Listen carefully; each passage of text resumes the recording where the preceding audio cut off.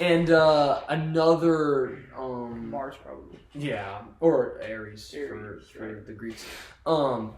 Another thing that united them was their language. Although just like in English, they all had dialects.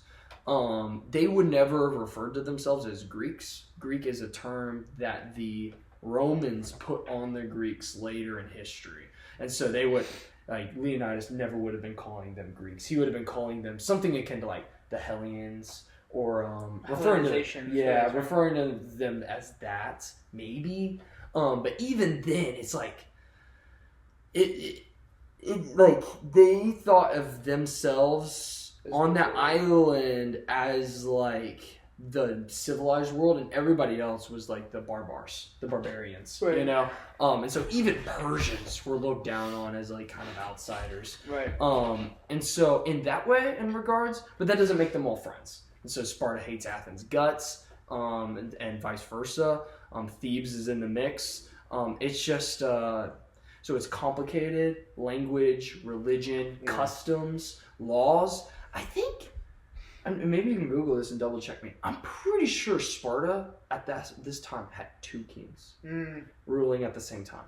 And that's why they could justify just sending their king, Leonidas, to lead an army. Because they have another one. Because that's kind of a dumb, tactical move to be like, oh yeah, you go fight. I mean, I guess unless you're like the king in Braveheart, where he just kind of sits in the back and tells him. I'm gonna y'all talk about something else because I'm. Well, I was gonna read this because Nate, you've been talking about how Herodotus and like what his thoughts were on this. Some historians, this one specifically, had a real problem with how they used classical sources to inform the movie. Here's this quote. He says, "Some passages from the classical authors Aeschylus, Diodorus, Herodotus, and Plutarch are split over the movie to give it an authentic flavor. Aeschylus becomes a major source when the battle with the monstrous human herd of the Persians is narrated in the film. Diodorus' statement about Greek valor to preserve their liberty is inserted in the film, but his mention of Persian valor is omitted. Herodotus' fanciful numbers are used to populate the Persian army, and Plutarch's discussion of Greek women, specifically Spartan women, is inserted wrongly in the dialogue between the misogynist Persian ambassador and the Spartan king. Classical sources are certainly used, but exactly in all the wrong places, or quite naively. The Athenians were fighting a sea battle during all this, and that's not really put in there." Well, that's in the second movie. Well, no, but during this. Right, but they can't, make a movie about Oh, no, yeah, I know, yeah. I think the big takeaway, and yeah, there were actually 2 kings at the time, so that's confirmed. Who's the other king? I don't remember. Okay. I can look on That's fine. Yeah, he was some guy. Some guy. Not as cool as we only remember Leonidas. Yeah. We didn't even remember that there's a second. Was there a second? I don't even remember. I think the big takeaway is, there are the inaccuracies, but I think they get close enough. And the whole point was they just wanted to give us a vibe, you know? Well, there's probably valid criticisms, but we can step back and be like, hey, at least they were using primary source material. They tried. They really tried. They were using primary source material there. Yeah. I don't know if there's this one historian, his name, he honestly comes on the news a lot because they interview him a lot of named Victor Davis Hansen. Never heard and of him. He's a pretty well-known historian, and he was talking about how it portrays just the war between cultures, because it obviously takes the stance of it's kind of like the whole Persian culture versus the Spartan culture, it's like a clash of cultures. He said that Simonides, Aeschylus, and Herodotus viewed Thermopylae as a battle against, quote, Eastern centralism and collective serfdom, which opposed, quote, the idea of the free citizen of an autonomous polis. And he also the historian said that the film portrays the battle in a surreal manner, and that the intent was to entertain and shock first and instruct second. So it kind of takes a simplified view. Well, it's interesting that he mentions that, because I was saying that it was injecting Western themes. Yeah. But the way he explained it sounds like that was something that was actually Gavin, what's your thoughts on that? Were they talking about freedom at the time? Was that something that they valued like that?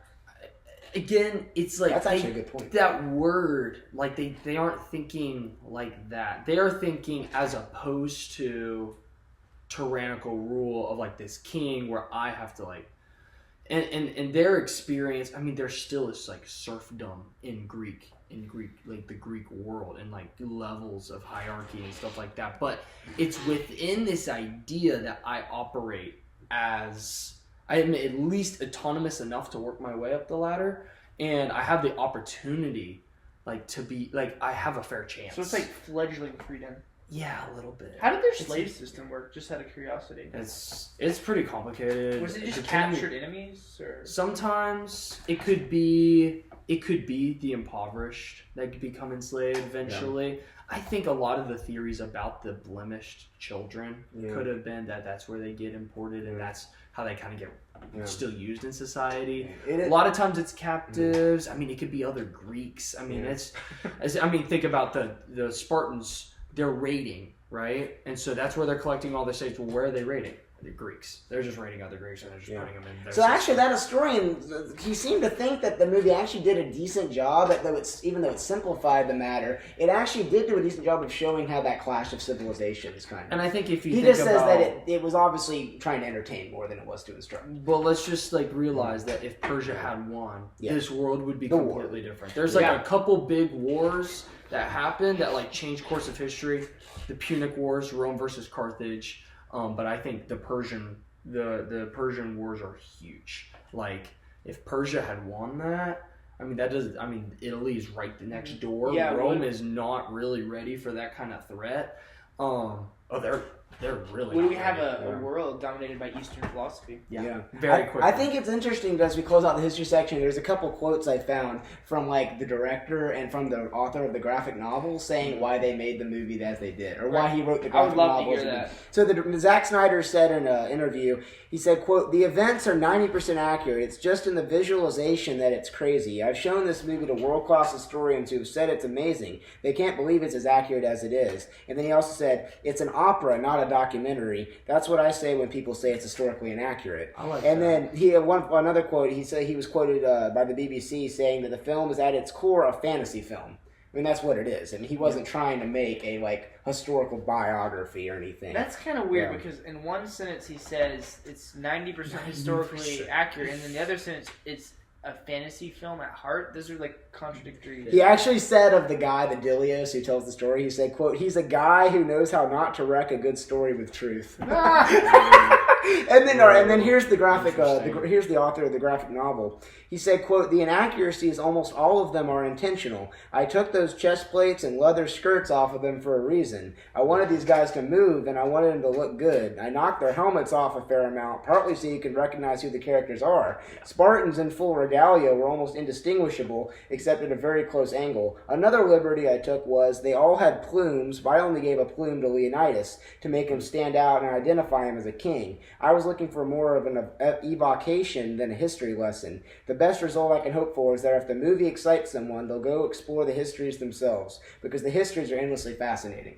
Wow, so they were wanting to kind of give people a taste of the battle. Well, that's what I was talking about earlier, because it feels good because he just said that he understands the history and he crossed boundaries intentionally with purpose in mind. It is a little weird to me that he felt like he's had to take off their helmets to identify. Why couldn't he have just been accurate and not made them uniform? Yeah, because they all wore different stuff. I feel like that was kind of unnecessary. I guess it was to distinguish him. They wanted. Well, no. What I'm saying is they all had different armor, and because these guys are responsible for bringing their own stuff, different colors. Yeah. They're all Sparta is red in this movie, so I don't exactly, but I think that is really cool. And then one final thing that just one kind of inaccuracy. Y'all kind of were talking, not inaccuracy, but so y'all were talking about the Persian Empire, and we were talking a little bit about that. Yes. And in reality, a lot of historians kind of criticize the movie for its misportraying the Persians as just purely evil. The Persian Empire was actually one of the first empires to abolish slavery. Cyrus the Great. Actually, he freed the Jews, and in his empire, apparently, he kind of did a lot to fight against slavery. And so they were actually, the Persian Empire was kind of a leader in the movement to kind of, in that time, obviously, to move more towards some aspects of freedom. Yeah. Which I find is interesting. Well, it's obviously not present in the movie. They're just the villains. In the movie, it's just Xerxes is just this weird They're just villains. No, I don't know how much Xerxes did in that movie, but Cyrus the Great did a lot in that kind of effort. I mean, there's a lot I could say. I mean, the Persian Empire does have some really great things that they do. Uniform law codes. Yeah.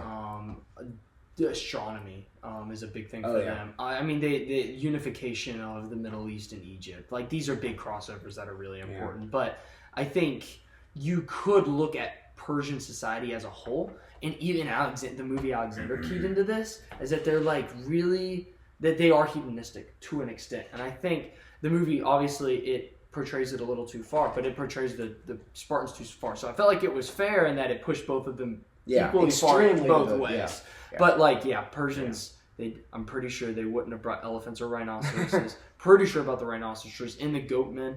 The little people that threw the bombs that exploded. There was like a D-Day scene. Honestly, I think all that is like him embellishing the story, to be honest. But but sum up the history part, I think that really the biggest criticism, just to clarify, historians had was what you just said. They idealized the Greeks too much. Yeah, and I think that was the biggest problem. They do it intentionally. That was the point. I think that was. They do it intentionally, and I think it's a good stylistic choice. Which leads into they did it intentionally. And the reason was because they're trying to emphasize themes. Yeah. Themes. Oh, he just transitioned into themes. Last it's themes time. It's themes time. I'm gonna make y'all so mad and steal the one theme in this movie. Freedom. Dang it! Get out of it's here. Okay. I have the other one. Remember us. Remembrance. Those are two different ones. Yeah, for sure. Yeah. Now I have to think. There's no other themes. That's it. You're done. That's the only. And don't have orgies. That's the other thing. Don't do that. I mean, obviously, there's like don't be a hunchback in ancient years, I guess.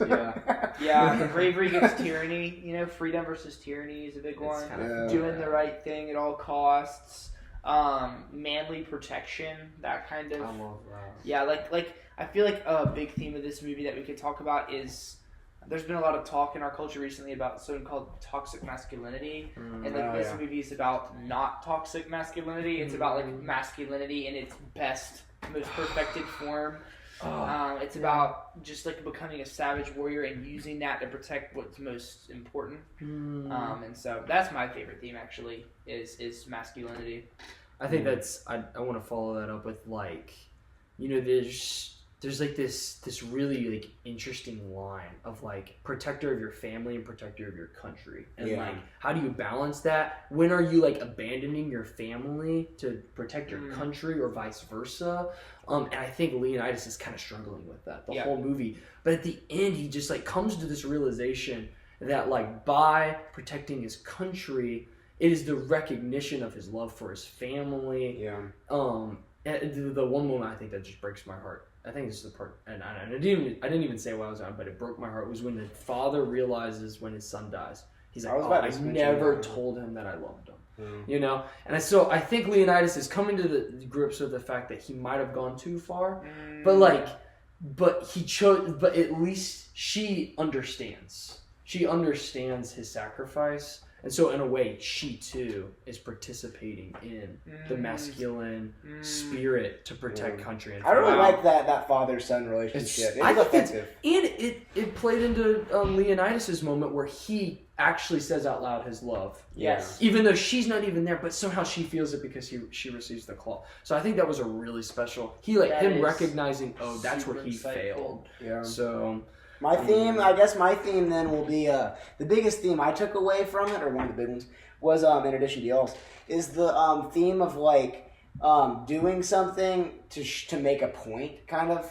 Like Leonidas talks over and over again about like how by doing this we will like show the world something and show the Persians and show ourselves something. And I just really like that theme, like of how like, you could do something, it might be like kind of fatal, like in this instance, but if you're doing it to show something that matters and to make a good point and to like, really inspire other people to do something good, I think that it can be effective. What you're doing really can matter. I think that's the theme. That's another way of stating that theme. Like what we're doing matters, right? Because we're trying to be a force for good. And I think also like it goes and freedom. The theme, and a force for freedom. And remembering, I think that you had mentioned like the problem of slavery. Yeah. And I think this movie dodges that bullet and like it doesn't ask that question because like that's a horrible. Spartans were horrible people. Like they did really horrible things to their kids, to their slaves. But we remember them even to this day. Not necessarily as those horrible people, but for that like 1 hour or a couple days of just glory where they like made the ultimate sacrifice. And I feel like like all of these themes that we're like identifying are really countercultural. Yeah. That like these people would be discredited instantly for having slaves and for killing their kids, as they should be in some regards. But we like throw out the baby with the bathwater when we think of them as like, oh well, they have nothing to offer us now because they had slaves and that makes them horrible. And again, that's not me saying that's a horrible thing for them to do. The Spartans were horrible to their slaves and they got what they deserved when slaves revolt many times against them. Well, that's Roman. That's Roman. Sorry, my bad. That's okay. That's okay. That's what I think. That hurt my soul right there. But anyways, let's just move past that. Just stop. Just stop. Wrong time. Somebody had talked to me. I can't remember what it was, and they were like, "Oh, Spartacus from Sparta, right? Because of his name." And I was like, "Oh god, got it." Oh, he was actually from like he was from like. He's from Thessaly. Thessaly. Yeah. I just did a whole thing. Don't get me started. We'll have to do that. We'll have to review that movie sometime. It's a great movie. It's an old movie. But it's good. Oh, so good. But all I wanted to say from that is that this movie made some really bold moves, and I think that the themes that it's trying to tackle is like really aggressive, but I think it does it really well in a way that it's kind of unarguable. It's a very like, simple. You can't deny this guy's awesome. Yeah, you know. I think the fact that it's a simple movie and a simple premise, it kind of makes its theme just more recognizable. Yeah. I'd love to contrast the attempt at the freedom theme in this movie and the attempt at the freedom theme in Alexander. Two movies about Greek. Think back about that. It was about war, about Greek culture. One of them succeeds in the freedom theme. The other one fails. Why is that? I think that here it's more effective because like you're actually seeing them be warriors and you're seeing them like. You're actually seeing the Spartans a little bit more true to what I feel like, or the Greeks. You're seeing them a little bit more in their real like what they would have been like more. I feel like, and so you can actually take that whole thing about like freedom more seriously. I don't know. That's just what I think the major difference is that in Alexander, well, first of all, it's an afterthought in Alexander. It's such an afterthought. Second of all, they try to like throw it in at the end. It's an offensive war. Yeah. And in this movie, it's a defensive war. Yeah. And that is a huge difference. Because when you're talking about preserving freedom and you're just going from city to city conquering people and it's like, I'm giving you freedom. It's like America exporting freedom during the War on Terror. You get freedom. You get freedom. Like, is that really freedom? We're going to cram freedom down on you. Give freedom to people? I mean, yeah, and so, but... in this case, they're free, and they're like, hey, we want to stay free. If you want to take us over, then we're going to fight back. And that's, like, way more relatable as far as freedom is concerned. Yeah. So that's why I think it works in this movie. Yeah. And I wonder how that compares to the theme of masculinity in both movies. And, like... because there's no masculinity in Alexander. There's just... It's so... That's what I was But is it because of offensive war? Yeah. Is offensive war a demasculizing thing? Is it for gay people? Is it for women? I would argue no. Because if I had said that, I might get me canceled. No one listens to the channel. That's fair. Alright, say it, and then I'm gonna go to jail. But I mean, I think offensive war, depending on the scenario, can be an emasculating thing. Emasculating? I feel like that's emasculating. Like, as in they're losing their masculinity. No. I feel like you're gaining... masculinity. Yes. It can invoke masculinity. So, you want to move on to conclusion? Or did you have another thought on these? No, I didn't. But so I feel like that's an interesting... I said that hot topic. You know what? Let's just move. My bad. That's cut that. You've been a can of worms. I did. I don't want to. I thought you were saying that it's demasculating. I mean, this is so masculine. Doesn't emasculate? I mean, we think about in real life. I mean, this is like if we think about Alexander in a real life, like was that what the movie portrayed, or did they just incorrectly identify where masculinity comes from? Well, I'll tell you what my thoughts on this briefly. Okay. I subscribe to St. Augustine's just war theory. And so he lays out. So what Augustine did is he went through the scriptures. Scripture isn't clear about this, so he compiled a set of rules for what he thought would be the conditions for a justified war. And under these conditions, very few wars that happen are justifiable. But it's different from other people who say no wars are justifiable. And so of the small percentage of wars that are justifiable, in my opinion, a very small percentage of that percentage are offensive wars. Now, does that mean that it exists? Yes. Case in point, and although this could be argued that this is a defensive war, but the invasion of Normandy. Right. Like, offensive war, arguably. Yeah, arguably. Arguably. I mean, it's kind of a weird situation. They're like retaking land, and it's a different army. But anyhow, offensive war. Yeah. Justifiable. Yeah. But that's my thoughts on that. I would agree. Yeah. I would agree. I think there's a lot of nuance when it comes to that, and also masculinity is. It can be individualized too, and so it depends on how they. Be careful with that. Well, it can be. That's true. Be careful with that. But it can depend on how the person is coming to the war. Okay. If you see what I'm saying. Yeah. Like if you're coming to it in a glory for the self, but if you're coming to it, I think that depends, and that changes if it's a defensive war. Just because if it's a defensive war doesn't mean it's masculine. Well, if it's a defensive war, I think your chances of it being a just war just like went up so much. Like if you're a military commander and you're considering offensive action when there's no previous action happening, like in the start of a war, sure. The statistical chances that it's a just war are just really low. I mean, this could be argued to be a defensive war, but the current invasion of the Gaza Strip that's happening right now. You know, you could say it's out of self-defense. That's an offensive war that is, in my opinion, very justifiable. Oh, that's a hot topic. We should really talk about that. Anyway, let's get on to conclusions. All right, Nate, you gotta go last, but you gotta give your message to the director. I always give my message. All right, so but you go last this time.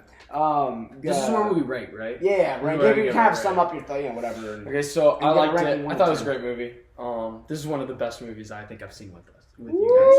This is one of the best. I can't remember. It's not better than Braveheart, man. Though we did watch that one with you. Yeah, but he watched Troy and Alexander with us. Guys, is it wild? You gave Troy like an 8. Yeah. Is it wild for me to say this might be better than Braveheart? Dude, that is wild. That's actually wild. That's actually pretty wild. That's pretty wild. That's pretty wild. Here's the thing, I'm biased. This is classics, yeah, right? It's classics, and it's the same themes. It's not better than Braveheart. And there's so much more jacked. I don't know, man. Mel Gibson's pretty jacked. I wonder what I gave. Do y'all remember what I gave Braveheart? You gave it like a 9. You gave it a 9. 9. No, you gave it a 9.2 because I was watching the review recently. Did you really? 9.2? Yes, you did. Yeah, I give it a 9.3 now. I'm like thinking about it. Is that crazy? 9.3. I feel like 9.2 is too high for Braveheart. That's crazy. Do I want to recant that? If I move Braveheart to an 8. Dang. And then make 300 an 8.5. Ooh, what on earth, bro? I think I might That's some that. fadangling. I think I might do that. How does you know what? And you can't and stop the me. Patriots a 10. You said still. You used to say that. He's reconsidering everything. I'm reconsidering life. After 300, all my scales. This isn't better than this is not better than the Patriot. I mean, let's be real, bro. His negative, his genuine negative for this movie was that it was, quote, too yellow. That was the only thing That's all I had. like about this movie. No, actually, so you said it's better than Braveheart. Is it better than the Patriot? I don't think so. I don't think it's better than Patriot. Yeah, no. I think it's really close. I think it's a little closer than I thought it'd be. I think Braveheart's better than both of them. Better than the Patriot? Yes, it was the original Patriot, man. Those movies are so similar, like, it's hard for me to say one's Braveheart has more. I think Braveheart has more, isn't as cheesy. That's a whole different debate. debate. It has a few cheesy. Anyway, alright, let's talk. We're talking about unopened old bottle of words. Your turn. So what your rating is? What? 8.5. 8.5. Okay, 8.5, but that's good for me. Solid. That's solid. Yeah. So my rating would be so just to sum up some of my thoughts. I really love this movie. Only have a couple negatives, some problems, some plot holes. There's some a few problems with the screenplay that I think could have been touched up, but not many. This movie's really fun to watch. Epic battle scenes. I mean, best fight choreography I think I've ever seen in a movie, and it's epic. And it gets you hyped. I would give this movie let's see. So yeah, Gavin, I don't think you've ever. I'm coming back. Actually, I'm coming back. I'm interrupting to come back. Okay, cool. I didn't watch the sex scenes. I feel like that should have influence because I didn't actually see them. So like I'm actually gonna lower it. Oh, okay. I'm gonna lower it. I think I might go. Go ahead. 8. Okay, cool. Eight. 8. Okay. Alright. So anyway, just so Okay. Gavin, just so you know, I don't think I've revealed this when you've been on the podcast, but my ranking system goes: so 5 is completely meh, 6 is a pretty good movie, 7's a solid good movie, Okay. 8 is really good, Really? 9 is awesome, and anything above a 9 is like on another level. Okay. So It's like, S tier. so for this movie, The I S think tier. this is a solid 8. It's a really good Okay, movie. huge. Solid 8. So Yeah, I agree with you. yeah, Let's yeah, go. yeah. So yeah, 8 out of 10 for me. All right, Nate's message to Zach Snyder. Zach, Hey. Batman versus Superman sucked. But this was 11 years before. It 9 sucked. years before that. And Why did you make that movie? Also, another question: man. why did you make They Superman kill so you if you dark don't, and if you don't brooding? make DC movies. Like, what are we doing with that? I like the Batman workout Snyder. scene. Also, Zach, why so much slow mo? Like, this movie could have done with a little less slow mo. I thought it was actually a good balance. But Zach, I really appreciate your tone. I really appreciate your consistency. You hit it out of the park with this movie. I really enjoyed it. I'm pretty sure you're not old enough to be dead by now, so I will He's say like 50 probably. stay away from the superhero genre. Yeah. You made the worst Batman to ever exist. Batfleck, baby. Batfleck made one of the greatest characters of all time somehow extremely terrible. But it Also- has the dude Tiberius in it though. Yeah. Also, somehow Jeremy Irons manages to be bad. I don't know how you can pull that off. All right. Anyway, Like, those are all thoughts I have for you, Zach. But you did a great job with 300. 300 is all the best parts of Zack Snyder, and for that reason, I will have to rate this movie 8.5. oh Wow. Okay. Wow. Now I will say, Love speaking of the Patriot, this is just a little comparison I'd like to mention to end this movie, to end this review. So the Patriot, this movie is directed by Zach Snyder, a guy who's not known for doing historical movies, movies based on history. He's known for doing other genres. And the Patriot was made by a guy who, I think we mentioned this when we did the review, had only directed sci-fi movies. Oh wow. And he still only directs sci-fi movies. And so yeah, 2 movies that were made by directors who were going out of their kind of comfort zone, so to speak, which is pretty cool. Well done. So, Well done, boys. Well done. I'm proud of you. I mean, if you think about it, if you would have watched The Patriot during the time that this movie was set, it would be historic. It would be sci-fi. I think I'm appreciative to you, Zach, for just setting such cultural tones about, like, bringing in Thanks, classics. Like, nobody would know who Spartans were without you. That's so from a classics major, I'm like really thankful for you. Yeah. And yeah. How about we But you're also all- thankful for Roland Emmerich, director of The Patriot. We all are. Yes. For different reasons, but yes. Let's give a little round of applause for Zach, y'all. Love you, job, Zach. Well done, bud. Well done. That was fun. I can't find Oh, man. the click.